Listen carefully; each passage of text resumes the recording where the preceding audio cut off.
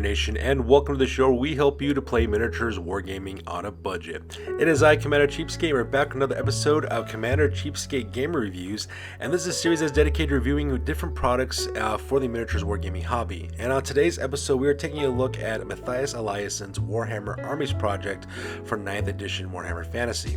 So for those of you guys who may not be aware, Matthias Eliasson runs a blogger site where he created the Warhammer's Army Project, which is an unofficial expansion to the Warhammer Fantasy setting. He's actually made rules for 9th edition Warhammer Fantasy, as well as actually created armies that for different factions that were never actually published by Games Workshop. And one of those factions, which we're reviewing today, is Cathay. Cathay is actually supposed to be an army that is based on mythological ancient China, and that is exactly what this army is designed to be. It's supposed to represent the mythology, the history, as well as some of the historical figures from ancient China, especially during the Three Warring Kingdoms time period, also known as the Romancing of the Three Kingdoms. For those of you guys who are familiar with the Dynasty Warriors franchise of video games, this is the time period that this army is supposed to take place in. And the best part about the Warhammer's Army Project, from its rules and its army books, is that they're all absolutely free to download. You can go to the Army Blogger, you can go to the blogger site down below in the description box, and you can actually download these rules absolutely for free, and you can actually play the new games of Warhammer Fantasy. Now, granted, these are all unofficial rules and also unofficial products being released, but at the same time, though, Games Workshop is taking its time releasing Warhammer the Old World, so until something official comes out for Warhammer Fantasy, this is our best approach that we can actually take. The cool thing about this army specifically is that Games Workshop has teased this army, especially with Warhammer the Total War. And Warhammer Total War, the game, you can actually play Cathay in that game. They have a lot of units you can use in that unit and on that video game as well, so it's generating a lot of buzz. Hopefully what ends up happening is that they actually make Cathay into a starting faction. That'd be so cool if they actually do that once they release the Old World. That or hobgoblins. I can see these guys fighting hobgoblins because the Cathayans in this store, in this realm, in this setting, actually fight against the hobgoblins, which are modeled after the Mongolians of Mongolia, in terms of like Genghis Khan and their ability to roam around the steppes and invade countries. So it's really cool. So in this army book, we are going to go to all facets of the army book. Will be a deeper dive on this one. So because of that, I will put timestamps down in descriptions. That way you can look exactly what army portions of this army you want to look at, and you can navigate at your leisure. So with that being said, let's get this book review on a roll.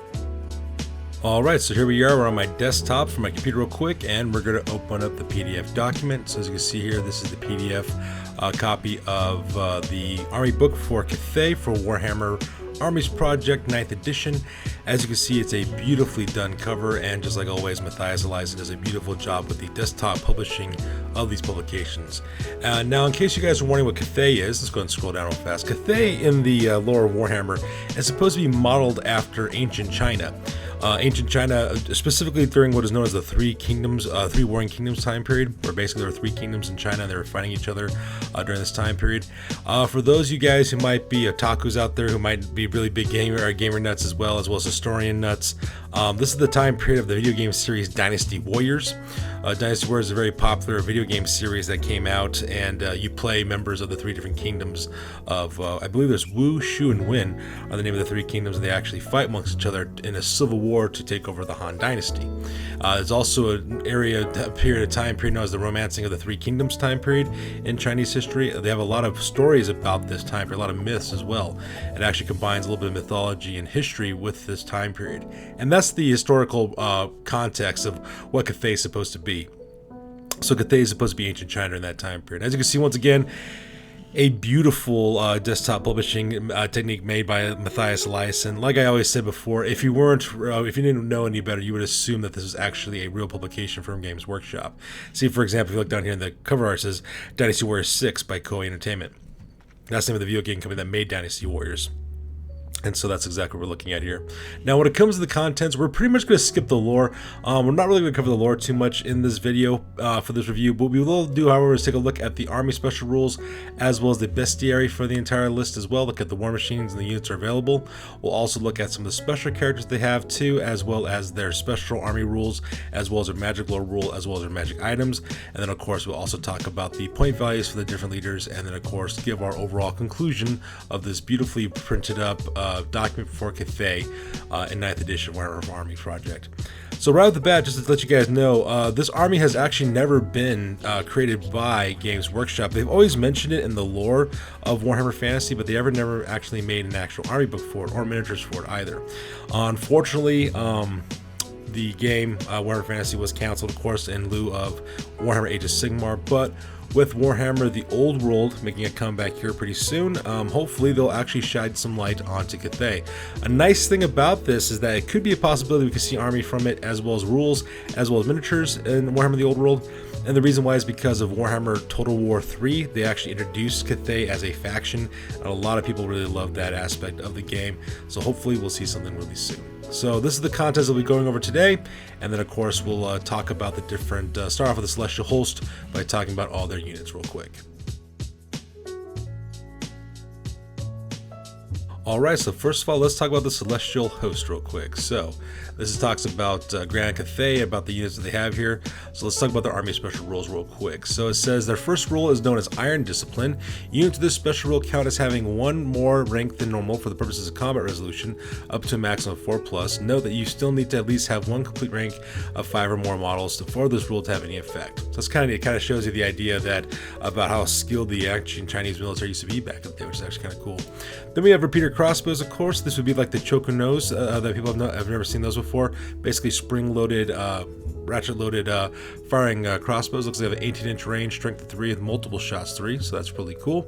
Then we have the Cathayan Longsword, also known as the Chinese Dao. It looks like it's a close combat. Strength is by the user. It has armor piercing 1, parry 6+, requires 2 hands, so that is really cool.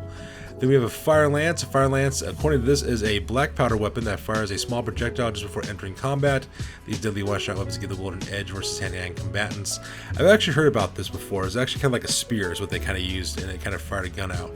It said a Fire Lance may be used in the first round of combat as an additional attack using the following profile. It says it has combat strength of 4, armor piercing 1, and flaming attacks. Pretty cool. And then we have the Three-Eyed Gun. Three-Eyed Gun is actually, this is actually the weapon that actually had 3 barrels on it. There was actually a couple of models where you actually had all 3 fire, or they could rotate and fire one shot at a time. It's actually quite interesting weapon that the ancient Chinese made. It has a range of 18 inches with 4 strength, armor piercing 1, and 3 multiple shots. So pretty cool there.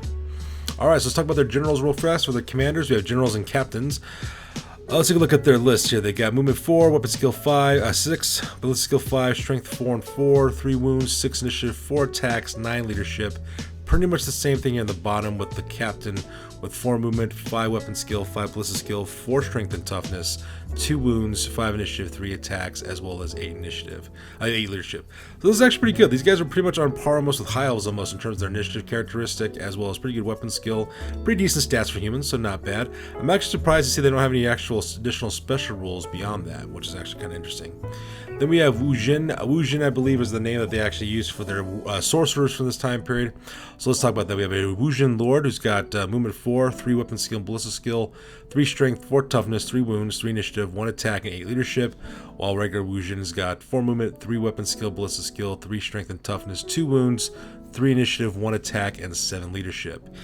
It says a Wu Jin is a wizard that uses spells from the lore of fire, lore of metal, lore of light, lore of heavens, lore of shadow, or lore of yin and yang. So that'd be kind of cool to actually see what this new magical lore looks like, because I haven't actually taken a look at that yet, which would be kind of cool to take a look at that as well.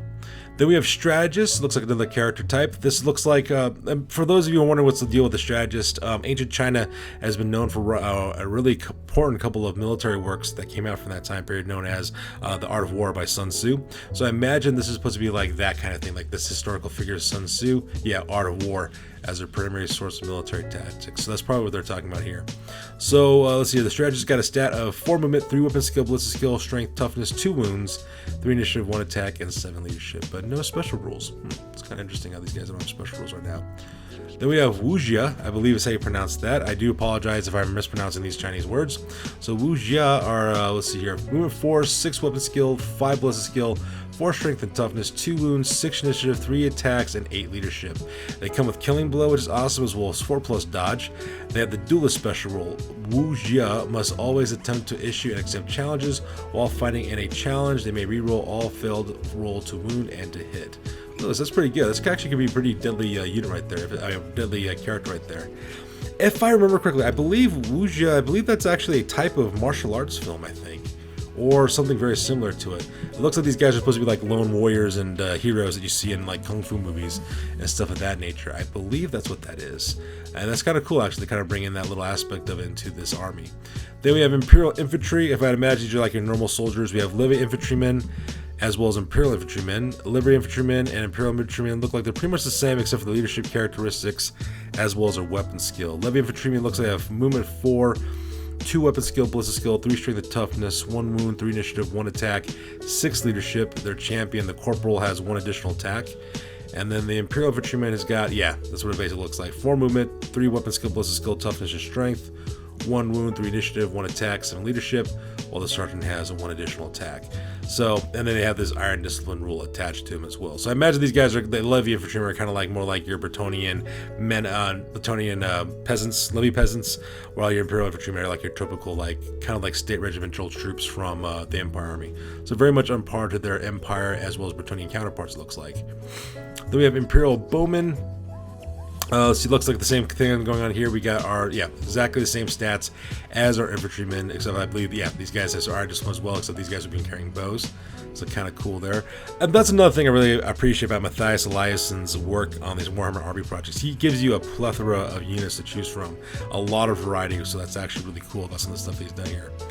Then we have Imperial Cavalry. It looks like these guys are your light cavalry. Yep, these guys are light cavalry assets. They look like the exact same stats as their infantry counterparts, except they're mounted. They have iron discipline and fast cav rules, so that looks really cool. And then we have our Dragon Cavalry. It looks like these guys are your heavy cavalry types. Yep, so as you can see here, they got 4 movement, 4 open skill, so they have 1 more additional open skill. Pretty much the same stats for ballistic skill, strength, toughness, 1 wound, 3 initiative, 1 attack, but they have 8 leadership, so a little bit more discipline. And the Jade Dragon, of course, which is our champion, has an additional attack on top of that, and they have iron discipline as well. So very, very cool there. So those are our heavy infantry types. Then we have our Imperial Guard. Looks like these guys are elite, elite units. They have movement 4, weapon skill 4, 3 ballistic skill, strength and toughness, 1 wound, 4 initiative, 1 attack, 8 leadership. The champion's got 1 additional attack. They have iron discipline, and they also have stubborn as well. So I think this is more like your elite infantry choices for the Cathay Army. Looks pretty cool. Then we have Dragon Blades. It says Dragon Blades are the best soldiers of all Cathay. Pretty cool. Looks like they have the exact same stats. These guys, oh no, they don't. They're actually a little bit different. They have weapon skill 5 is what they have. 2 attacks base, 3 for the Blade Master. They have iron discipline and killing blows, so that's really cool. If I had to guess, I imagine these guys are armed with Cathayan longswords, maybe like executioners from Dark Elves, maybe, or actually they'll probably be more like great swords from the Empire, actually, which is not bad. I mean, that's kind of cool. I mean, if you think about it, the units are relatively the same across most militaries. Then we have Shadow Blades. These guys look like your assassin types. So yeah, so it looks like our Shadow Blade. It's got movement 5, 4 weapon skill, ballistic skill, 3 strength and toughness, 1 wound, 5 initiative, 1 attack, 8 leadership. Champion's got an additional attack. They have dodge 6+, poison attacks, scouts, and skirmishers. Oh, that would be really, really cool. It'd be interesting to see. I think these guys are probably see if they're a core of their special choices, but that's pretty awesome. Then we have Celestial Dragon Monks. So I imagine these guys are like your Shaolin monks from ancient Chinese history and culture. So let's take a look at their stats. Dragon Monks have movement 5, weapon skill 5, ballistic skill 5, 4 strength and toughness, 1 wound, 5 initiative, 2 attacks, 8 leadership. The Enlightened one, which is their champion, comes up with 1 additional attack. They have a 6+ for dodge, immunity, psychology, skirmishers, and strider. Oh, that's cool. Oh, it looks like they have some attacks. Fire breath, enlightened one only. So this looks like the champion. This is a strength 3 breath weapon, the flaming attack special rule. Pretty cool. And we have this special rule called Martial Arts Fighting Styles. At the start of each round of combat in which a dragon monk fights, they must choose one of the following fighting styles to perform. They may not use the same fight style in 2 consecutive turns of the same combat engagement. Okay, I guess that kind of makes sense. I don't know why you would switch up in the middle of it. If it's working, just use it, but okay. So one's called Black Tiger. It says pouncing with the target at great speed, the dragon monk gains +1 attack. Pretty good, especially as they got strength 4. If they have weapons, they're even better. White Crane, moving as fast as the wind, the dragon monk gains the always strikes first special rule. That's pretty good with initiative 5, but it also depends if they have any weapons or not. Fang Snake, biting with the lethality of the viper, the killing of the dragon monk gains the killing blow special rule. Very cool, that one. The Great Dragon, striking with the power of the dragon monk gains +1 strength. At strength 5, that is quite devastating, I can imagine. And Praying Mantis, attempting a defensive stance, the dragon monk gains the dodge 5+ special rule. Pretty cool. It'd be kind of neat to see that. Now, if they're fighting barehanded, of course, that might be a problem. But if they have weapons, that could actually help them out. It would be kind of cool to see what they have when we look at the army lists. Then we have steppe nomads or steppe nomads. These guys, it looks like these guys are like more like your Mongolian types, Mongolians from the Mongolian tribal peoples of near the northern border of Mongolia, or maybe in the Gobi Desert. Yeah, it looks like they talk about that, the Great Khans and stuff. So these guys have movement 4, 3 weapon skill, 4 ballistic skill, 3 strength and toughness, 1 wound, 3 initiative, 1 attack, 7 leadership. Looks like the Badr, which is their leader, looks like he's got a 5 ballistic skill, and yeah, they're man on war. So yeah, these guys are fast cav. They're expendable let's just say they got the expendable rule pad on them with fast cavalry. Horse lords, steppe nomads may re-roll the dice to see what distance they move for any pursuit or flee roll. I mean, could be potentially really good. The Mongolian people actually conquered almost half the world when they built the Mongolian Empire, just using that same tactic. So it could be really, really useful in your games of Warhammer. Then we have hill tribesmen. These are guys are from the highlands of Cathay. One of these guys are from like the southern mountain regions of China. It's probably what they're referring to for these guys. So like along the Canton River, for example. So they say tribesmen have weapon skill, movement 4, weapon skill 3, ballistic skill 3, strength toughness 3, 1 wound, 3 initiative, 1 attack, 6 leadership. Looks like their champions only have an additional attack. 6 leadership's kind of low though. Seems like I'm out as leadership of a goblin. But they come with ambushers rule and they're expendable. So I guess you're supposed to put these guys in like a big formation and have them pop up on your enemy using ambushers. They could really wreck up enemy war machines, I imagine. Then we have monkey warriors.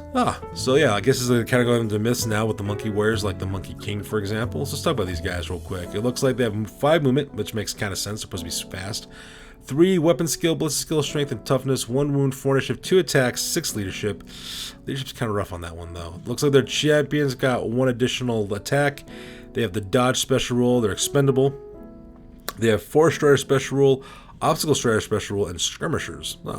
So that's kind of cool. I want to see exactly what you could equip them with weapons to see exactly how useful they'd be. But that obstacle strider and 4 strider, that could actually help you out, especially if you can make them into skirmishers. That's not bad. Then we have mercenary ogres. So it looks like, yeah, of extent because ogres have gone all over the world. They got 6 movement, 3 weapon skill, 2 ballistic skill, 4 strength and toughness, 3 wounds, 2 initiative, 3 attacks, 7 leadership. Crushers got 1 additional attack. They're monstrous infantry and the ogre charge rule. Each monster enemy model on foot with an ogre charge special rule that successfully charged an enemy has impact 1 special rule. Models of special rule are just part of a unit with the ranks. Add their current rank bonus to the strength of the impacts they inflict. So yeah, that goes back to when they actually nerfed ogre charge when I looked at the Ogre Kingdom's rulebook. So then we have temple dogs. Oh, that's cool. So these are like the statues I met. Yeah, well, it looks like they're the statues from the temples you see all the time. It says here, you see those things all over the place. Who knows which ones are statues and which ones are going to leap out and maul you? I say sail, stay well enough away. It's kind of cool. All right, so they got movement 7, 4 weapon skill, 4 strength, 5 toughness. Wow, that's actually pretty tough. 2 wounds, 3 initiative, 2 attacks, 7 leadership. They're war beasts. They're animated constructs causing fear. They have immunity to flaming attacks, magic resistance 1, and unstable. Okay, so they're kind of like demons in that way. Kind of like flesh hounds of Khorne almost. So that's not bad. That's actually kind of cool. Then we have terracotta warriors. So these are like from the tomb of the emperor. The tomb of the first emperor of China, I believe that's what's his name, the Qin dynasty. Yeah, and he had he found that tomb full of terracotta warriors. It looks like they got movement 4, weapon skill with skill 2, 3 strength, 4 toughness. That's probably getting good. 1 wound, 2 initiative, 1 attack, 3 leadership. That's kind of rough. Looks like the terracotta sergeant has the same stats except they have 1 additional attack. They're infantry. They're also animated constructs, immunity to flaming attacks, magic resistance 1, and unstable. So that's kind of rough, but I imagine that you'd probably use these guys for, just based on the stats I'm seeing and the rules, they could probably make a really good tar pitting unit. You get a lot of these guys just to hold down a flank or something. With 4 toughness, that's pretty good. I mean, that's sad because they have unstable rule, but that 4 toughness will make sure not as many of them would die. Grab their weapon skill was low, but that's probably because you could use these guys as target. I gotta see what kind of weapons these guys can take before I can make my judgment call on those guys. Then we have field engineers. These guys are movement 4, weapon skill, ballistic skill, strength and toughness of 3, 1 attack, 1 wound, 3 initiative, 1 attack, 7 leadership. Looks like they're skirmishers. It says here, special rules, close support. As long as field engineers remain within 3 inches of friendly units with the iron discipline special rule, they have the ward save 4 up. Well, that's cool. against enemy spells and missile attacks, and may stand and shoot against enemies charging such units following the normal rules. They are otherwise completely normal units for the purpose of movement and for determining victory points. All units of Field Engineer must deploy at the same time, just like War Machines. Unlike other War Machines, the Dragon's Breath and Hand Motor may march. Oh, so it looks like these are kind of like, I guess, they're like how Skaven weapons teams operate. You know, they operate and they deploy with the units. Same thing with your detachments for Imperial units. That's kind of cool. So it looks like they come with skyrockets. That's a 24-inch range, 3 strength, flaming attacks, move or shoot. They come with D6 multiple shots and volley fire. You can equip them with firebomb throwers with 6-inch range, strength 4, armor piercing 1, flaming attacks, quick to fire. This would actually not be bad. It says each hit from a firebomb is multiplied into D6. Oh yeah, that's definitely not bad at all. That's actually quite nice. Armor piercing 1 with strength 4, that gives you 2 armor piercing with flaming attacks, and it's quick fire. That's not bad at all. It's kind of a short range, but if you're being charged at though, you might as well just, you know, have at it. Then we have Dragon's Breath. The Dragon's Breath fires like a fire thrower. Oh wow, using the Silent rule. They got strength 3, flaming attack, slow to fire. If a misfire is rolled, roll D6 and consult the black powder misfire chart Warhammer rulebook. Maybe not as impressive. I can see you taking this if you're fighting against flammable opponents like Tomb Kings or Wood Elves, for example. That could be really helpful. But that slow to fire could really help you out, be a handicap, especially if you're trying to fight defensively. Hand Motor. It says fires like a stone thrower with the following profile, 12 to 48 inches. That's cool.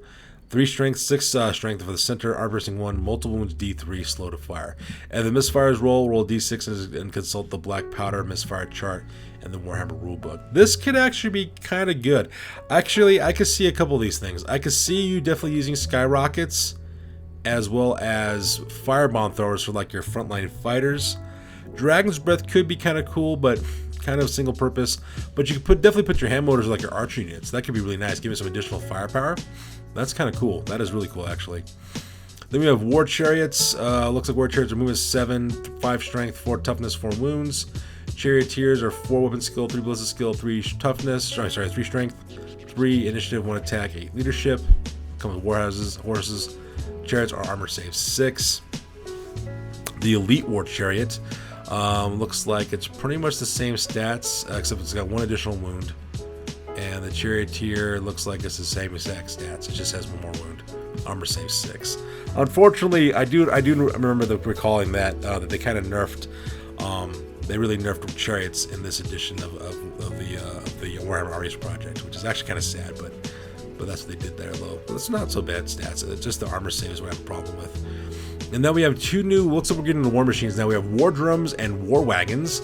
War Drums have a toughness of 5 and 2 wounds with drummers, with looks like the normal stats for warrior. So War Machine, its special rule is called War Drum.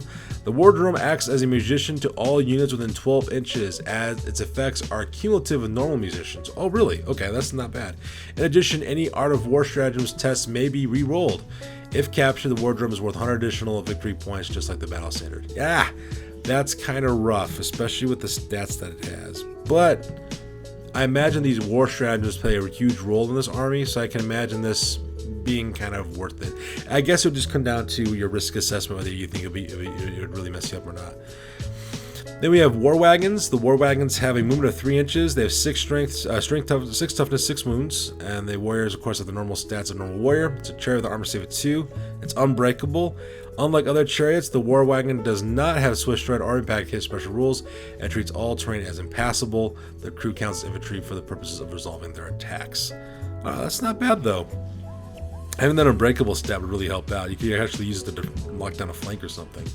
So that's kind of cool. Then we have bolt throwers, and we have 2 types. We have the Siege Crossbow, 7 toughness, 3 wound, and the Storm Hurtler Crossbow. So let's see what the difference are between these 2. So looks like one's just a normal bolt thrower. This one says the Storm Hurler Crossbow has a 48-inch range, strength 4, armor piercing 1, multiple shot 6. Okay, so that's what it is. One's a multiple shot one, the other one is not.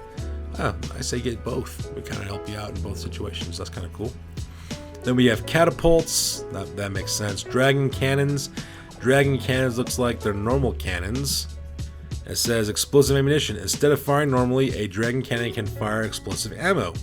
This can use the following profile: 48-inch range, 3 strength with 6 in the middle, armor piercing 1, D3 wounds. Place the center of the small template where the cannonball lands. It resolve damage if it's a stone thrower. No bounce roll is made. That's kind of cool. It looks like it's an option though. It looks like you fire like a normal cannon, or you could use explosive ammo. If that's the case, if you can fire in 2 different modes, that could be really, really handy to have, because cannons are usually more like direct fire. Now, granted, I know they nerfed cannons a little bit in this edition of the rules, but still, you can still fire a solid shot or explosive shot, and I can see that being really helpful, especially if you're fighting against horde armies like goblins or Skaven. That explosive shot could really, really help you out. So that's kind of cool. Then we have rocket launchers. One's called the Flying Crows. The Flying Crow uses the falling stat, looks like it's a war machine, with a stone thrower, 12 to 40 inches, strength 3, flaming attacks. That's kind of decent. And then we have the fire rocket cart. Yeah, this is what they used to do in China. It looks like that. They used to fire these things off. Looks like the fire rocket is the following profile: 12 to 48 inch range, 4 strength, multiple shots. Roll the artillery dice and multiple result by 5. Oh wow, that's actually a lot. You could actually get 50 shots off of this thing. If the artillery die shows a misfire, roll a d6 and consult the black powder misfire chart and the Warhammer rulebook. Wow, that's pretty beast right there, especially that strength 4. That could be pretty bad for a lot of opponents. That's pretty cool. All right, looks like we're now getting to our monsters. Now we have phoenixes, which of course played a huge role in Chinese mythology. So let's talk about these guys. So it looks like movement 2, weapon skill 5, 5 strength, 5 toughness, pretty good. 4 to wounds, 5 initiative, 4 attacks, 9 leadership. That's kind of nice. Monsters usually have really low leadership. Having that 9 though, that's really nice. Special rules: flaming attack has an 8-inch fly movement, immunity to flaming attacks and psychology. Ember Storm. During the move phase, instead of moving normally or declaring a charge, the Phoenix may declare an Ember Storm attack. Draw a straight line up to 18 inches in length. Each model in the way of this line, to prevent as far as a bouncing cannonball, suffers a strength 5 hit with a flaming attack special rule. Ooh, that's pretty cool. After these hits are resolved, place the Phoenix at the line's endpoint. If this leaves the Phoenix in contact with the enemy unit, then place the Phoenix in combat with the unit, using the line along which it moved to determine which facing of the enemy unit the Phoenix is attacking. If the Phoenix ends an Ember Storm attack in combat with the enemy unit, then it is treated as having charged that turn. Oh, that is nice. So here's the thing though. Okay, I can see this being really cool. Like if you go 18 inches in length and you go over a unit, you like hit that whole file of guys, but if you land behind it, you might be able to attack it from its rear because that's your facing. If that's true, that's really awesome. You can get some really cool attacks. You can flank enemies and cause damage as you're trying to flank them, or go from behind and get that rear charge and still cause some damage up front. That is pretty cool. That is awesome. It says Plumage of Flames. All non-magical attacks suffer a -1 penalty to wound the Phoenix. And in addition, models that begin the close combat phase in base contact with the Phoenix take a single strength 4 hit with flaming attack special rule that counts towards combat res. Okay, and Fiery Rebirth. If the Phoenix is slain, roll a d6. On a 4 result or 4+, the Phoenix remains in play with a single wound, and every model in base contact suffers a strength 5 hit with flaming attack special rule. Oh wow, these Phoenixes sound pretty awesome. I'm not gonna lie, that is really cool. That's a really neat sounding unit right there. Okay. Brass Titans. So it looks like those Titans we see. We've seen those in the definitely seen those in the Warhammer Total War video game. So let's see these guys. Movement 6, 4 weapon skills, 6 strength, toughness, and wounds, 1 initiative. That makes sense. They're made out of bronze. 5 attacks, 10 leadership. Yeah, it's another monster with excellent leadership characteristic. That's pretty cool. It says monster to animated construct, magic resistance 2, and it's unstable. Okay, that makes sense. Clean Sweep. In addition to his normal attacks, the Brass Titan may make a single special attack. If this attack hits, it inflicts 1 automatic strength 6 hit on all models in base contact. Okay, I can see this. It's kind of like just like swiping its weapon across the front ranks of his enemies. Okay, that's pretty good. Strength 6, 5 attacks, 6 wounds. That's not bad. That is pretty cool actually. Plus magic resistance 2. Pretty awesome there. And then we have what's called Celestial Dragons. I imagine these are like the serpentine dragons of Chinese mythology. So let's take a look here. 6 movement, 6 weapon skills, 6 strength and toughness, 6 wounds, 3 initiative, 5 attacks, 8 leadership. Once again, really good leadership from the monsters. That's kind of nice. A Celestial Dragon that is a wizard. I guess you can buy wizard weather for these guys. That's kind of cool. Uses spells and lore of Fire of Heavens. That makes sense. Based on the mythology of Chinese dragons, that makes a lot of sense. 7-inch fly, 3+ for our natural armor. A Celestial Dragon has a strength 4 breath weapon with flaming attack special rule. That is pretty cool. I will admit that is really, really neat. I wonder if your fighters can ride Celestial Dragons. If they can ride Celestial Dragons, that'll be even more insane, which is actually kind of cool. Okay. Then we have what I call the Keelin, I believe is how you pronounce that, or Karin, or Keelin. So let's talk about this. So Keelin, let's call it that. Once again, if I mispronounce the Chinese pronunciation of this name, I do apologize on that one. So I'm going to pronounce it Keelin. Keelin, I have 9 movement, 4 weapon skill, 4 strength and toughness, 1 wound. Oh, only 1 wound. 4 initiative, 2 attack, 8 leadership. Oh, because they're a war beast. Okay, they're not a monster. But that's pretty good stats. Leadership to stat for a war beast. That's really good, actually. It's got a 9-inch fly. Oh, wow. Magical attack. That's pretty awesome. Impale attack. A Keelin gains +1 strength to its impact hits. Oh, wow. I could really see you just sending these things on flanks and stuff to run down dudes. That is pretty awesome.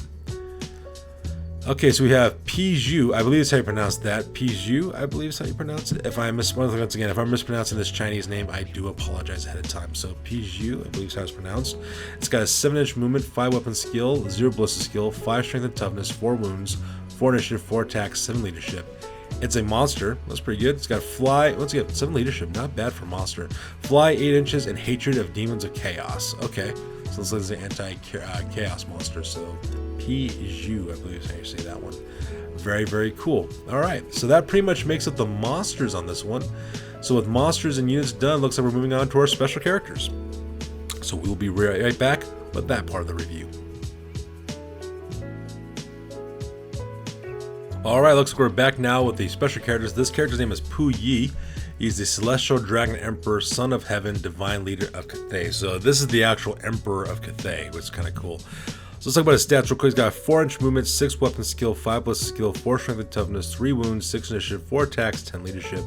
His special rules are Emperor of Cathay. Pu Yi must be the Army's general. Units may use his Aspiring Presence special rule if they're within 18 inches rather than the usual 12.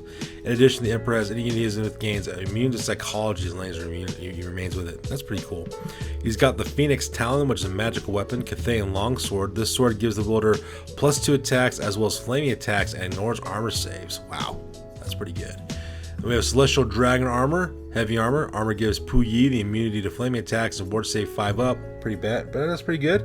And then we have Jade Dragon Amulet. Bound spell, power level 5. The Jade Dragon Amulet contains the transformation of Kadan spell from the Lore of Beasts. In addition, it gives Pu Yi the regeneration 4+ special rule. Furthermore, enemies attacking him suffer -1 to hit with both close combat and missile attacks. That is not bad. That is awesome because he's already got immunity to flaming attacks, so he'll always have his 4-up regen. And you can get that 5-up ward save too. This guy would be almost unkillable. Plus, he's got that transformation of Kadan. Oh, that is awesome. So, like, if he drops out of 1 wound, you pop that spell, he's going to turn to a dragon more than likely. That is awesome. Really cool character. I can see people using this character quite a bit. That is quite cool. Then we have Zhao Bei. Oh, okay. The Blue Dragon, Lord of War, Grand General Cathay. This guy is based, I think he's based on the Zhao character from Dynasty Warriors, who's actually a hero from the time period of the Romance of the Three Kingdoms story. If I remember correctly, this guy Zhao, who was a spearman, if I remember correctly, I believe he saved his liege's son in the middle of a battle by himself. So, very, very cool. That is awesome. So he's got 4-inch movement, 7 weapon skill, 5 ballistic skill, 4 strength and toughness, 3 wounds, 6 initiative, 4 attacks, 9 leadership. It looks like he's mounted on a warhorse. Grand General Zhao Bei must be the Army's general unless Pu Yi is also in the same army. When taking leadership tests to march due to nearby enemies, attempting to restrain from pursuit and reforming, all friendly units with the Iron Discipline special rule within 12 inches of Zhao Bei may roll 3d6 and discard the highest result. Oh, that's pretty cool. It's like with their Imperial counterparts in the Empire. He's got Fierce Dragon, which is a magic weapon. It's a spear. Fierce Dragon adds +1 strength to Zhao Bei's attacks. Instead of attacking normally, he may make a special attack. If this attack hits, resolve it the same manner as a hit from a bolt thrower. Oh, that is cool. So you can have strength 5 close combat, or you could do like a bolt thrower attack to his enemies. That's neat. Dragon Skill Armor, it's magic armor, heavy armor. Dragon Skill Armor gives Zhao Bei +1 toughness, so he's toughness 5 too, okay. And any successful the wound rolls against him must be rerolled. That is really cool. I can see him like riding with a unit of other like heavy cavalry like those Dragon Riders and just doing that. Very, very cool. Then we have Hua Gongzhu, General of the Army of the Lady. Okay, so this is like, okay, I got it. So this lady's like supposed to be like the Mulan character from The Legend. That's who she's supposed to be. Hua Mulan, yeah. So that's who she's supposed to be. Okay, you can play this character. That's really cool. Says her stats are 4 movements, 6 weapon skill, 5 ballistic skill, 4 strength and toughness, 3 wounds, 6 attacks, 4 attacks, 9 leadership. Pretty cool. Yeah, that's pretty cool for a Mulan type character. She's got special rules. Beloved General. All friendly models, the Iron Discipline special rule within 12 inches of Hua Gongzu may reroll panic test and rally test. That's kind of cool. Alright, that's neat. Then she's got the Blade of the Two Moons, Cathay Longsword. This blade gives Hua Gongzu the parry 6-up special rule for a 5-up parry total even if mounted. Pretty cool. It's like a 5 award save almost. For each successful parry she makes, she may take a single attack back against the model that struck her. Okay, that is awesome for, that'd be really cool to use for challenges. Oh man, that'd be really cool.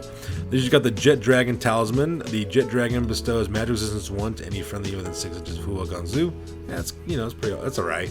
And then Amulet of the Emperor's Favor. This amulet causes Hua Gongzu and any unit that she joins to count their unit strength as double its actual value for all purposes. That is really cool. I could definitely see that being used. Yeah, most definitely. Especially for like those units of infantry, having that double unit strength. That'd be really cool for break tests. Alright. So she's like, okay, she's hardcore. That's awesome. Alright. Then we have Tian Shi, I believe how you pronounce that name. Master of the Heavens, Sage of the Stars, Grand Astronomer. So it looks like he's like a wizard character. He says he's got a movement of 4, weapon skill, ballistic skill, strength of 3, toughness 4, 3 wounds, 3 initiative, 1 attack, 8 leadership. Tin Shi is a level 4 wizard that uses spells from Lore of Heavens. Lore Master, Lore of Heavens. He's got the entire thing about Heavens. He's also got the Grand Astronomer special rule. Tin Shi may reroll 1 power dice on each casting attempt. Oh, that would be so nice. Oh man, I can imagine that being really nice, especially if you roll a 1. Oh, so cool. Alright, so he's got the Staff of Overwhelming Thunder, arcane item. Tin Shi may reroll the number of hits caused by Uranus Thunderbolt and Chain Lightning. Oh, that is really cool. Especially if you get a bad roll, that would definitely help out. And then Celestial Robe, arcane item. The Celestial Robe generates D3 power dice in the magic phase. Alright, I'm liking this so far. Once per battle, the bearer may elect to cast a single spell automatically without any power dice at its lowest possible level. After this ability is used, however, the robe has no further effect and will not generate any additional power dice for the remainder of the battle. Okay, that's not bad. I can see you doing that for like a boosted version of a spell. That could be really, really helpful. That D3 extra power dice every round, that would be nice as well. Very cool character, I like that. Guang Bu, beautiful beard, captain of the Imperial Guard. Okay, yeah, this is another based on another mythological legend from the Three Kingdoms time period, the Warring Kingdoms time period, from the Romance of the Three Kingdoms. Is it Guan Bei is his name in the game Dynasty Warriors? I forgot, but they called him Beautiful. Yeah, they called him Beautiful Beard as well. He carried a halberd, and he was like a really good general or fighter. So Guang Bu's got a movement of 4, 6 weapon skill, 5 ballistic skill, 4 strength and toughness, 2 wounds, 5 initiative, 3 attacks, 8 leadership. He's got the Stubborn special rule. Captain of the Imperial Guard, Guang Bu must be accompanied by a unit of Imperial Guard, and he may not lead this unit. As long as he remains within it, he and his unit may reroll filled break tests and always tests of 3d6, discarding the highest total result. That is nice. I could definitely use seeing that being used for your Imperial Guard units in this army, and him leading it. That's cool. Then he's got the Green Dragon Glaive. It's a polearm, like a halberd. Each successful hit in close combat is multiplied into D3 hits. Oh wow. And all attacks have the Armor Piercing 1 special rule. In addition, he gains the Parry 5 special rule. That is awesome. So if he manages to hit you all 3 times, you could potentially hit 9 hits, -1 AP. So he's automatically going to give you, what is that, Strength 5, so that's -3 AP for that. And a 5-up parry. This dude's a beast in close combat. Very, very cool. I like that. Then we have Zhuge Yi. Oh, Zhuge Yi. Zhuge Yi, I think, is based off of, yeah, he's actually named after a mythological and historical military strategist from this Romance of the Three Kingdoms time period. He was known as battling at the Battle of the Red Cliffs, Battle of Chengbang, I believe is how it's pronounced. And he fought for the victors in that battle. He was actually their strategist, if I remember correctly. So let's take a look at this guy. Zhuge Yi. He's got 4 movement, 3 weapon skill, 4 ballistic skill, 3 strength and toughness, 2 wounds, 3 initiative, 1 attack, 8 leadership. Special rule, Grand Strategist. Zhuge Yi may use any stratagems up to 24 inches rather than 12. In addition, any unit which uses them may roll 3d6 and discard the highest result for leadership tests to determine whether they understood the order or not. Very cool. I like that. That's a cool little rule on this guy. He's got the Lotus Needle, which is a magic weapon. It's a repeater crossbow. All shots fired with this crossbow have the poison attack special rule. Kind of cool. It's got the Phoenix Feather fan. At the beginning of close combat phase, select one enemy model in base contact with Zhuge Li. Yeah. So I guess it's the name of the actual historical guy. This model loses one attack and is subject to always strike's last special roll for the duration of the turn. Very nice. And then the Gu Chin, I believe is how it's pronounced, of Everlasting Repose. It's an instrument, if I remember correctly. The Gu Chin may be played in the shooting phase. When it is played, one unengaged enemy unit within 12 inches must pass a psychology test, or they will fall into a deep sleep and may do nothing for the entire turn. Oh, that is cool. Very, very cool. Then we have Qing Long, Grand Master of the Celestial Dragon Monks. So this guy must be the head of the monks. Must be, yeah, Master of Kung Fu, I guess. Movement 5, 7 weapon skill, ballistic skill, 4 strength and toughness, 2 wounds, 6 initiative, 4 attacks, 9 leadership, dodge 5+, immunity to psychology, and strider. Supreme martial arts fighting styles. At the start of each round of combat which Qing Long fights, he must choose one of the following fighting styles to perform. He may not use the same fighting style in the 2 consecutive turns the same to get combat engagement. So Black Tiger gives him D plus D3 attacks. White Crane gives him always strikes first and +1 to hit. That's pretty good. Fang Snake gives him heroic killing blow. Okay, that is BAMF right there. Great Dragon gives him +2 strength, so you put him strength 6. Praying Mantis gives him 3+ dodge. That's pretty cool. Fiery Breath. Qing Long has a strength 3 breath weapon with flaming attack special rule. And we have Grand Master. So Grand Master says a unit of Celestial Dragon Monks joined by Qing Long becomes stubborn as long as he remains with it. However, he must always accept challenges when possible. He may not be the Army General. That's not bad. You can actually use this guy for a killing character to take on like challenges and stuff. That's pretty cool. And then we have the Monkey King, the Great Trickster. Yeah, the Monkey King of Chinese legend from like Into the West. All right, that's pretty cool. It says 5 movement, 6 weapon skill, 5 ballistic skill, 4 strength toughness, 2 wounds, 6 initiative, 3 attacks, 8 leadership. Infantry, dodge 6+, martial arts fighting style, so he has the same fighting style as the Celestial Monks do. He's got the Strider special rule and Trickster. The Monkey King may never be the Army's general, and he may only join units of monkey warriors. In addition, he uses vicious taunts and insults to trick the enemy into attacking him, drawing them out of their secure positions. Enemies within charge distance of him count as being subject to the Berserk Rage part of the Frenzy special rule, unless they have the Immunity Psychology special rule, not including Frenzy models. That's pretty cool, yeah, because the Monkey King was known to, like, you know, insult his enemies and make them furious and make them lose their cool. He's got the Ideal Golden Bound Cudgel, which is that 8-section staff, I believe is what that's called. It says the Ideal Golden Bound Cudgel gives the Monkey King +2 strength. In addition, models attacking him in combat suffer -1 to hit. Yeah, it's a close combat golden staff he uses. Gives him strength 6. Ooh, that's brutal. Then we have Dalan Tai, the Outrider Khan of the Steppe Nomads. So he must be like the Genghis Khan type character. He's got 4 movement, 5 weapon skill, 6 ballistic skill, 4 strength and toughness, 2 wounds, 5 initiative, 3 attacks, 8 leadership, riding a warhorse. He's got the fast cavalry rules, and he's got the Outrider rule. Dalai Tai must be accompanied by a unit of steppe nomads and may not lead this unit. His unit may reroll failed dangerous terrain tests. In addition, when using fire and flee, they do not lose their swift stride special rule during the move. However, as a tribesman, Dalai Tai may never be the Army's general. Okay, so it's pretty good. Give some buffs to your out guys. He comes with a dragon tooth bow, strength of 5, 24-inch range. Ignores armor saves, multiple shots too. Wow, that could be useful against monsters and such, which is actually kind of cool. It says all who surrender will be spared. Whoever does not surrender but oppose with struggle and dissension shall be annihilated. Yeah, that sounds like something Genghis Khan would say. Alright, so that looks like that makes up all the special characters. And it looks like now we're going into the art of war, as well as magic items, as well as magical lore. So we're getting into the cool stuff now about this army. So we're going to stop our review real quick, and we'll come back here in a second. Alright, so now we have the art of war, which is kind of cool because ancient China is known for the art of the war, which is the military treatise that Sun Tzu wrote. It says the art of war contains many military tactics and secrets sacred to Cathay. The learned strategist uses these to help ensure victory for the armies of Cathay. On this page, you will find stratagems that can be bought for your strategists. You cannot buy multiples of the same stratagem for a single strategist, but different strategists in the army can have the same stratagems if you wish. You can freely combine stratagems providing you do not exceed the points allowed total in the army lists. In order to use this stratagem, pick a friendly unit within the Iron Discipline rule within 12 inches. This unit must pass the leadership test. If failed, the unit has misheard the order, and the stratagem has no effect this turn. Stratagems that are used before the start of the first round are activating automatically. You may only attempt to use stratagem once per turn. Alright, so it looks like it looks like you buy these points for your strategist to use in your army. That is cool. It gives you some buffs. So the first one's called Swift Feline for 30 points. Activate in the remaining moves phase. This unit may reform without suffering movement penalties this turn. Kind of nice. I like that. You could do a quick reform. The Cunning Fox for 30 points.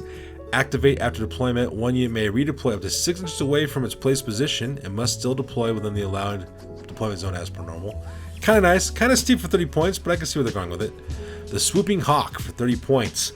Activate after deployment. The Cathay player may add +1 to the roll of directing who goes first. Not bad, but you know, it's not worth 30 points. Cool though. The Stinging Scorpion, 25 points. Activate in the close combat phase. If the unit charged this turn receives +1 to hit in close combat phase, does not affect any characters in the unit. That's not bad. That's actually pretty good. I could see, yeah, 25 points for a +1 to hit. You never know when you need a +1, so that's fair. I like that. That's cool. The Stoic Porcupine, 25 points. Activate as charge reaction. The unit has no flanks or rear while in this formation. However, the Iron Discipline rule has no effect. Okay, that's not bad either. 25 points. That is fair. Especially if you're being swarmed. That could really help you out. That way you don't get disrupted, which is nice. And who cares if you lose that one additional rank? That's not bad at all. That is cool. Stinging Scorpion, Stoic Porcupine, I like those two. Those are really cool. The Sleeping Crocodile for 25 points. Activate as a charge reaction. If charged in the flank, the unit may perform a swift reform, following the normal rules, to face the enemy to the front, provided that they are not already in combat. That could be nice. That's another good. Okay, so 3 right now. The Stinging Scorpion, Stoic Porcupine, Sleeping Crocodile. Really helpful. The Rain of Death, 20 points. Activate in the shooting phase. You may fire even if they march this turn. That's alright. You could have it, I guess, but you really don't need it. The Running Rabbit, 20 points. Activate in the movement phase. Until the start of the next turn, this unit ignores panic caused by friendly units fleeing through them, as well as friendly units breaking from combat. That one's kind of useless. Just because you have a strong leadership bubble, you should be okay. So I probably skip these two. The Blinding Light for 15 points. Activate as a charge reaction. Infantry with shields only. Any enemy unit charging it with the Blinding Light loses all bonuses related to charging in the ensuing combat phase. For 15 points, you only get the 1. However, lose all bonuses. Okay, quick question. If this applies to like cavalry charging at you, do they lose their +1 strength for spears and 2 for lances? If they do, definitely worth it. If not, maybe not, because then it's just the +1 combat res. But if you can delay like lance things, that could be quite helpful. The Impregnable Tortoise for 15 points. Activate in the remaining moves phase. Infantry with shields only. The unit may form the tortoise formation as a reform. The unit gains additional +1 to their armor saves against missile attacks from any direction, but may not march. That's pretty good for 15 points. I'm not gonna lie. Having that +1 armor save from shooting attacks, always a good thing to have. Like I said, you'll never know when you'll need that +1. And then we have the All-Seeing Eagle for 15 points. Activate before deployment. The Cathay player may add +1 to the roll of choosing sides. Okay, not so important there. Okay, so if I had to guess, probably the best ones to get right now are Stinging Scorpion, Stoic Porcupine, Sleeping Crocodile, Blinding Light if you can stop lance bonuses and spirit bonuses, and Impregnable Tortoise. So those are not bad. Those are really, really cool.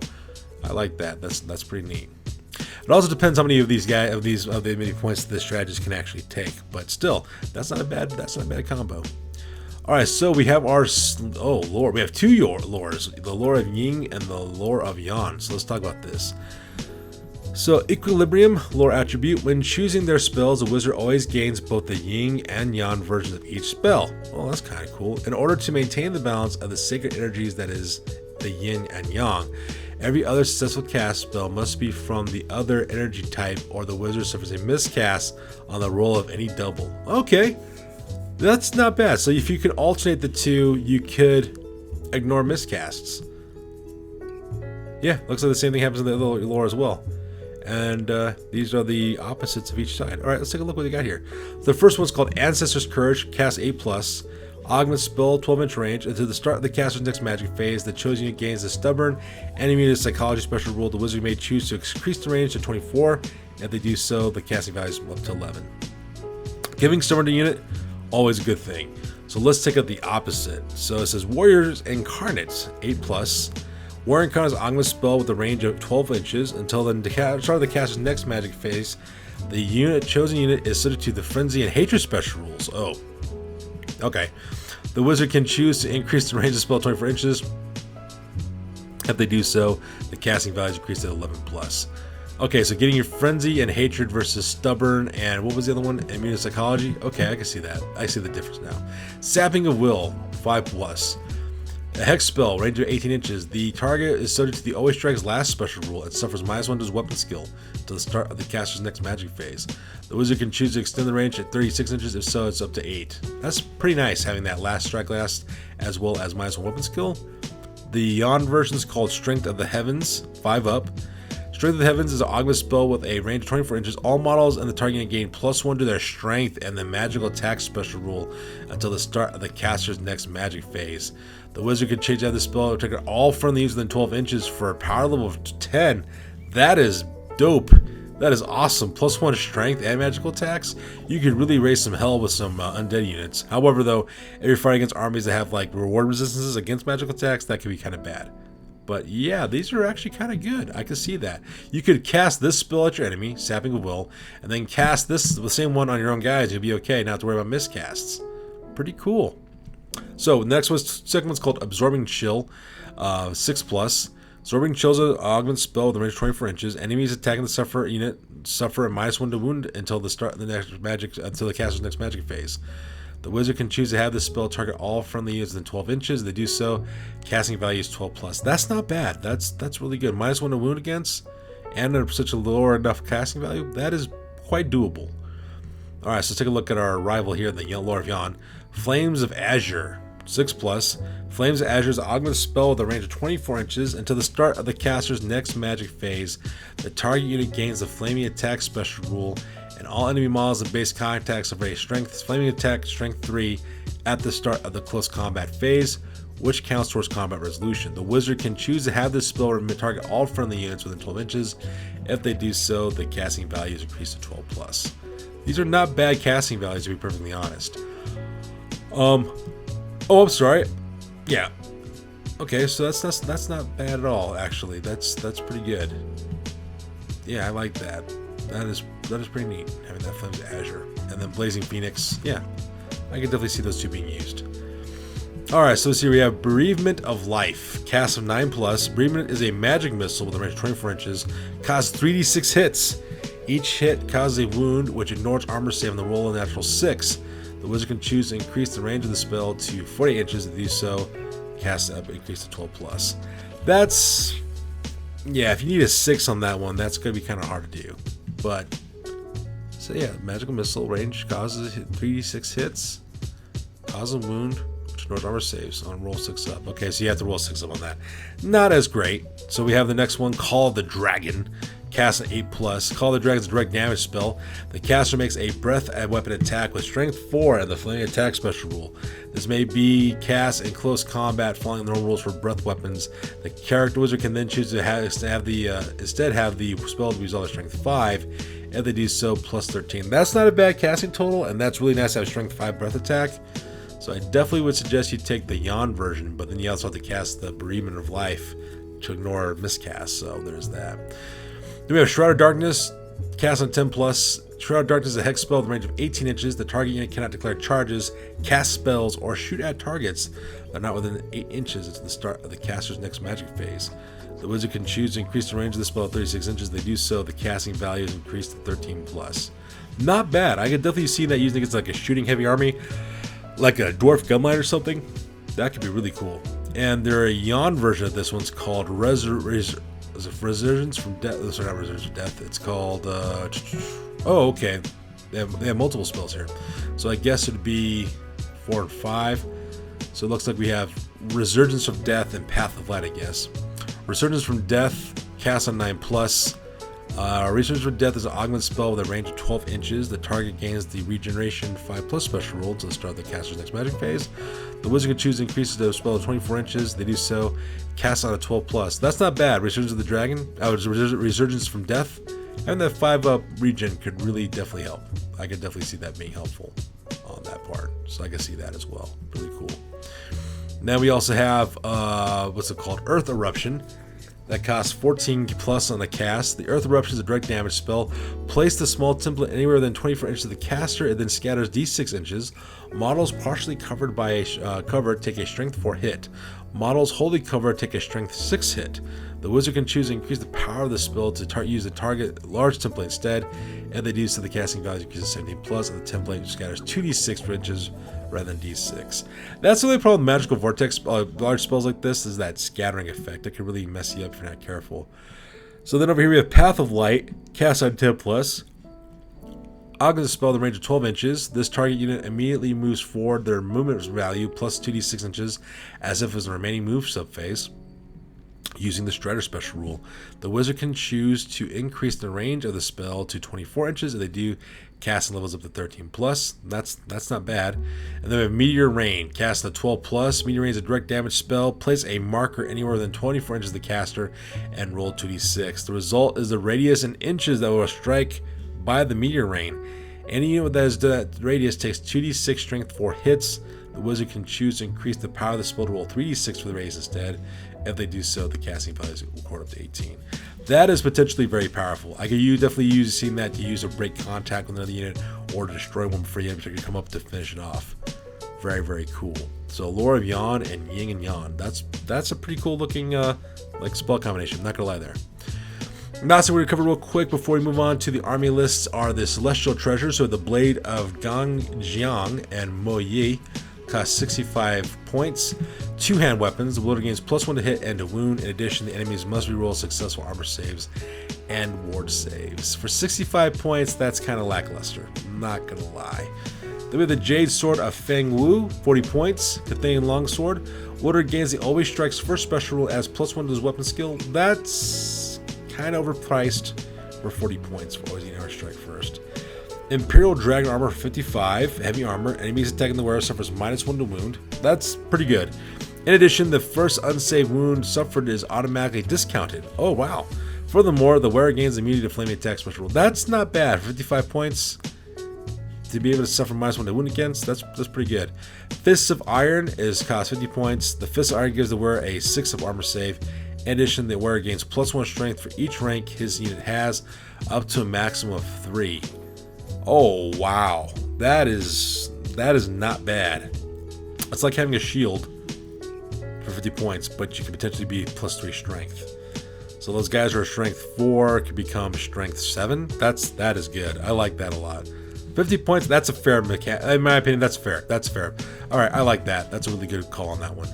Then we have the Jade Dragon token for 40 points. The character gains the magic resist 2 and the regeneration 3+ special rule. May not be worth it, just because you saw some stuff earlier that could really help you out with that kind of stuff, so may not be worth it with that. Then we have Gong of Cao Cao for 40 points. One use only bound spell, power level 5. When cast, all enemy war machines, chariots, shrines, and units and buildings within 12 inches take d6 strength 6 hits. All other unit types must take a panic test. For 40 points, that's not bad. I can see that you just kind of ring the gong and then stuff blows up. That's kind of cool. Okay, I dig it. Brush of 1,000 Years, arcane item, 55 points. Every time the bearer rolls any duplicate dice, except 1s and 6s, he may choose to take a leadership test at his own unmodified leadership. If this test is successful, every duplicated dice, except 1s, count as a 6 for the purpose of the ultimate power rule. Okay, I dig it. I dig it. That's cool. Standard of Grand Cathay for 100. All friendly units within 12 inches gain immunity panic. The bearer and any unit he joins becomes stubborn. In addition, an enemy models and base contact with the unit carrying the banner takes a strength 3 hit with flaming attack special rule at the start of the close combat phase. That's pretty okay, but 100 points though is kind of steep though. It is very steep for what it can do. That's not so great. Then we have Chudan's White Orb, I believe it's pronounced that. Chudan, White Orb, 30 points, arcane item.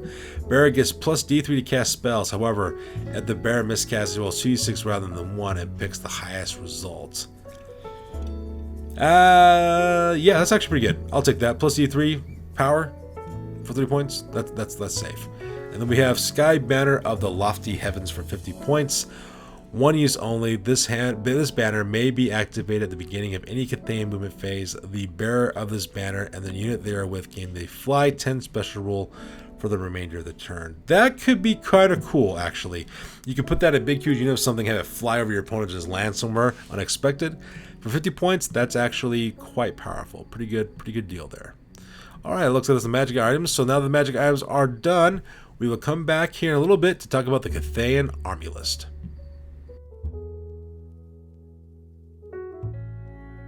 Alright, so the last thing we're going to talk about now is the Cathay Army list, and look at all the point values. So starting off with the Lords of Hero choices, it looks like PU, the special character, will be 350 points for him, which is pretty fair considering the things that he can do. Zhao Bei, the general, that one will also cost you 195 points, and he also has up to 50 points with the stratagems, which is pretty cool as well. Then we have Hua Gongzu, which is the Mulan special character. She costs 200 points, 18 points if you put on her warhorse. And then Tin Shi, the wizard, I believe the guy is. Yeah, he's going to cost you 340 points for that guy. That's actually pretty fair for his price, especially when you consider all the stuff he can do, like Lord Master of Heavens. He's got the robe that helps him out as well. Pretty cool. Now, continuing on the Lord choices, we have your standard general. This guy costs you 90 points for this guy. He can come with spear, polearm, great weapon, or Cathayan longsword for 8 points for the bigger ones. You can have medium and heavy armor for 3 points and 6 points respective. 3 points for shield. Bartered warhorse for 24 points.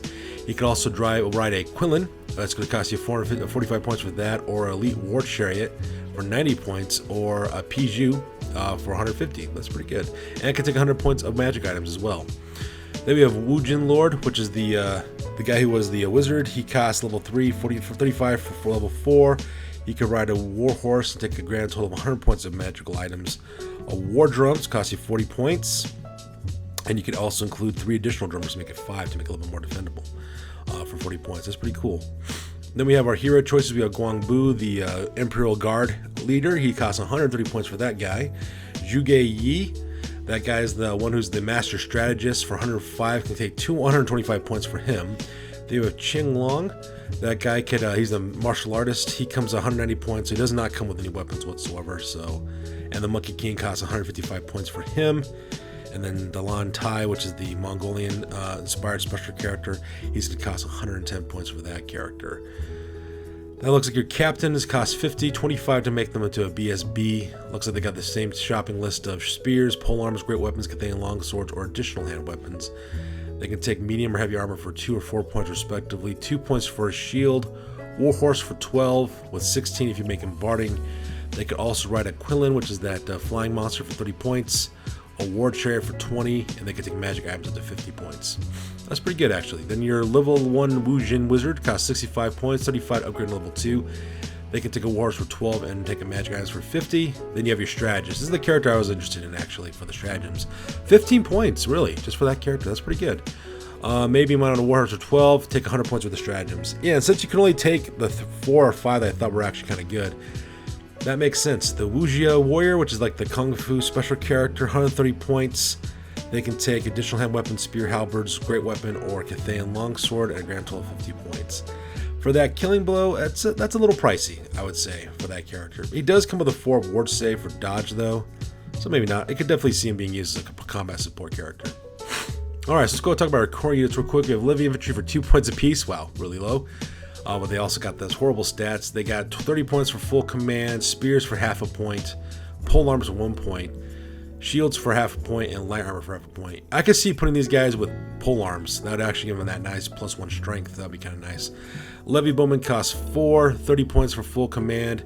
The entire unit may replace their bows with one of the following. They can take javelins, which are free, and give them skirmishers. That could be really helpful. Crossbows for 2, or repeater crossbows for 2, and the entire unit have shields and light armor. So I'd probably use them as javelins to give that skirmishing, so that way they can be like a shield for your more vulnerable units to protect your flanks. Then we have Imperial Infantry, which is 4 points apiece. They come with light armor, hand weapons, and iron discipline. 30 points for full command. They can take a magic standard. That's kind of nice for 25 points. They can take spears, polearms, or pikes. I would think polearms or pikes would probably be the ones you want to use for these guys, for monsters, infantry, and such, and then just for general purpose for polearms. They can take shields unless they have pikes, and then they can take medium armor. That's not bad. What is that? 5 for 1 medium armor, pole arms for 2, and shields. That's what? That's 5, 6, 7, 8 points for fighter. That's not bad. And they can take magic standards. And you can take a lot of these guys. That'd be kind of cool too. Then we have Imperial Bowmen, cost 7 points per. They got bows and light armor, 30 points for a full command. They can also take a magic standard for 25, which is nice. They can take handguns. Ooh, that's cool.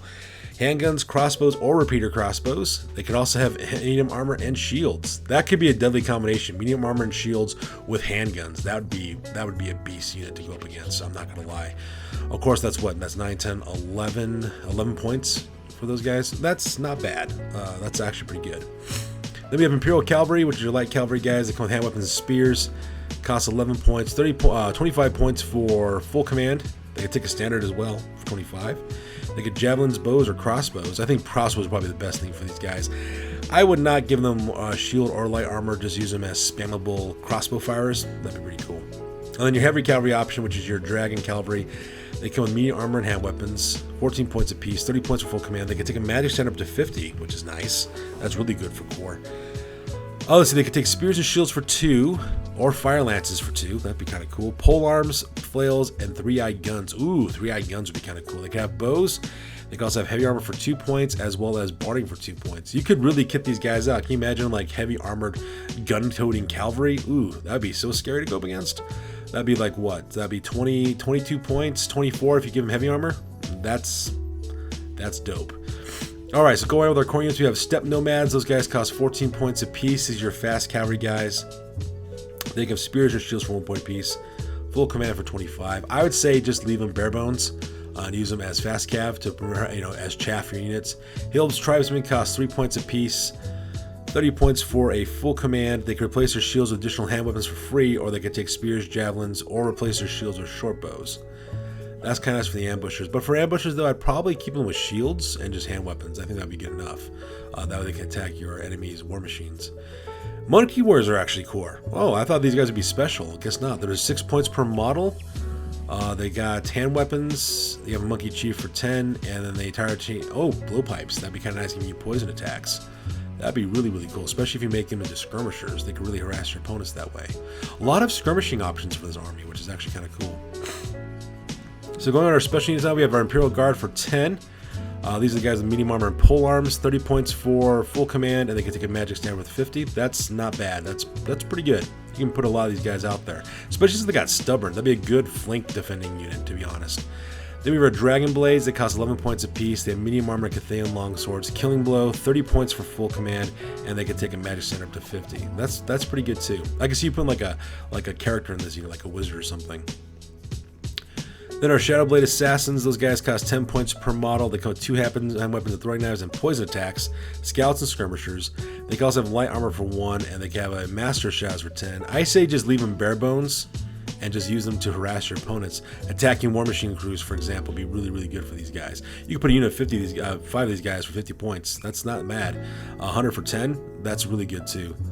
Then we have our Celestial Dragon Monks. Alright, so that was the thing I wanted to know if these guys actually came with other things besides hand weapons, but it looks like they only take hand weapons only. That's still pretty good. That's not bad, especially if you make them skirmishers. Good flank defending unit for 15 points, and you can take their lightning one for 30, so that way they can do that flaming in breath. That may be pretty good. I'd say that's fair. That's pretty fair. Then our Chariots cost 70 points. You can have them all equipped with Skies for 50 to give them that +1 to their impact hits. And 20 points if you want to upgrade to elite war chariot for that extra wound. That's actually pretty good. They could also come in units of 1 to 3. Oh, cool. So they're actually in units now. Kind of like how you have that for goblins as well as for Tomb Kings. So that's actually pretty good. 25 points for Mercenary Ogres. 30 points for full command. They can take additional hand weapons or great weapons and light weapons. So that's pretty good. Probably want to just keep them with the hand weapon and light armor. Well, that's why they don't come with iron. They don't come with Iron Fist though. So you might want to do the additional hand weapons. Could be an option there. Temple Guards come in units of 5 for 25 points apiece. That's kind of pricey, but if you want magic resistance, unstable, animated constructs, I mean that'd be kind of nice. Terracotta Warriors. They cost 5 points apiece. And they have full command for 30. Spears, polearms, bows, or crossbows. Like only take 1 though, and they can take shield for a point. That's not bad. I'd say give him pole arms to give him that additional strength attack, make him strength 4. That would be a good tar pitting unit. That'd be really, really good. For like 100 points, you can put 20 of these guys to protect the flank too. Or to tar pit your enemies' more powerful units. Very, very nice. Then we have our field engineers. These are your weapon crews that could go with your units. They come to 2 to 5 engineers. Medium armor too. That's good.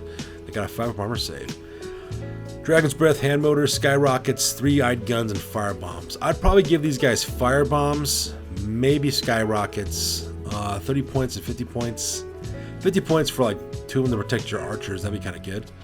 Then we have our Bolt Thrower for 35. Wow, 35 points. 50 points for your multiple shot Bolt Thrower. These were probably the ones I'd really take. 85 for catapults, 90 for flying crows. I'd probably take the siege crossbow and the storm hurler crossbow. That's really good for a really low point value. That could really help you out. Then we're moving on to our rare units. Our war wagon costs 150 points for that. That's not bad for the things they can do because they're unbreakable and they come with crossbows and spears and 6 warriors. That's pretty good. I could see that being used, like I said, on your front lines to like protect your flanks and stuff. Fire rockets cost 120 points. Definitely a good buy there. And dragon cannons can only cost 85 with explosive ammunition. That's quite good. Unfortunately, they did kind of nerf dragon cannons in this game, cannons in this edition, but the 85 points is not bad. It's actually significantly cheaper than a great cannon, and you can use explosive ammunition, which is also nice as well. Then you have your Phoenix. I really like the Phoenix monster for 200 points. That's pretty good. I'd say that's a fair assessment there. Brass Titans is 265 points. That's also pretty good too. Not pretty good on that one. And the Celestial Dragon for 300 points. You can upgrade this guy to level 1 wizard for 50. So that's actually pretty good too on that one. I did not see if you could ride a dragon though. Let me see if you could ride one. If you could ride one, that'd be kind of cool for one of your Lord characters. No, they can't ride them. So you have to take the dragon separately, it looks like. And that's not so bad. You know, that's a pretty good monster you could use on your opponents. So pretty cool there too. And there you go. That pretty much makes up the army list for the Grand Army of Cathay. So that is the overall review for the Warhammer Army Project's Cathay Army. For those of you guys interested in playing 9th edition Warhammer Fantasy using unofficial rules, like I said before, Matthias Eliasson does a beautiful job with his desktop publishing and the professionalism of his work. He does a really good job on that one. And my thoughts on Cathay is that it's a pretty awesome looking army. They could do a lot of really cool things, a lot of cool shooting effects. They have really good core infantry, and you can buy with those stratagems. Very, very awesome with those. So I say this is actually a very powerful army. You kit out the right way, a lot of flank defense and core defense.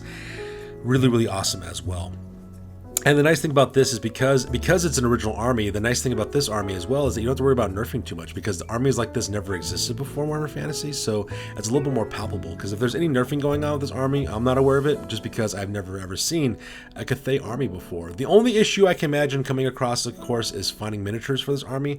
Might be kind of an issue. I'm not sure if there's a lot of 28mm scaled ancient China type military miniatures, and if they are available, I wonder how much they cost. So I can imagine this could be a pretty pricey army, and if they don't have very many options out there, but still pretty cool overall. I really like the things that they've done with this one. So I would definitely say give this army a try if you're looking for something new. Yeah, granted it's unofficial, but you know, Warhammer Fantasy is a dead game anyway until the old world comes out.